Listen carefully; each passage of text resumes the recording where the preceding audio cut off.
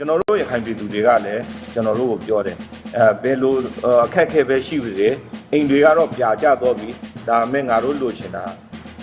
အိမ်ထက်အရေးကြီးတဲ့လွတ်မြောက်ရေးကိုလိုချင်တယ်ဒါကြောင့်ဆက်လက်တိုက်ပွဲဝင်မှာပြည်သူတွေအနေနဲ့အခက်အခဲဆုံးအခြေအနေကိုဖျက်ဆီးနေရတာကိုကျွန်တော်လုံးဝနားလေတယ်ဒီချိန်မှာရခိုင်ပြည်သူတစ်ခုတည်းမဟုတ်ဘူးမြန်မာပြည်သူတစ်ခုလုံးကိုလည်းကျွန်တော်ပြောချင်တာကဒီတော်လှန်ရေးလောကဒဏ်တွေကိုကျွန်တော်တို့မဖြတ်စီစီလုံးလုံးနဲ့ကျွန်တော်တို့ဖြတ်တန်းဖို့လိုတယ်ဒါကိုသိခံပြီးမှဒီစစ်အာဏာရှင်ဒီဖက်စစ်အာဏာရှင်အကြမ်းဖက်စစ်တပ်ကိုကျွန်တော်တို့က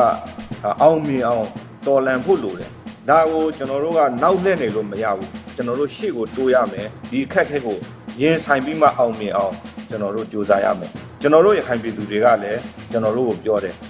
ဘယ်လိုအခက်အခဲပဲရှိပါစေအိမ်တွေကတော့ပြာကျတော့ပြီဒါမဲ့ငါတို့လိုချင်တာအိမ်ထက်အရေးကြီးတဲ့လွတ်မြောက်ရေးကိုလိုချင်တယ်ဒါကြောင့်ဆက်လက်တိုက်ပွဲဝင်ပါဆိုတော့ယုံကြည်ချက်မျိုးနဲ့ရက်တည်နေကြတာတွေ့ရတဲ့အတွက်ကျွန်တော်တို့အများကြီးအားရှိတယ်ပြည်သူတွေအတွက်လည်း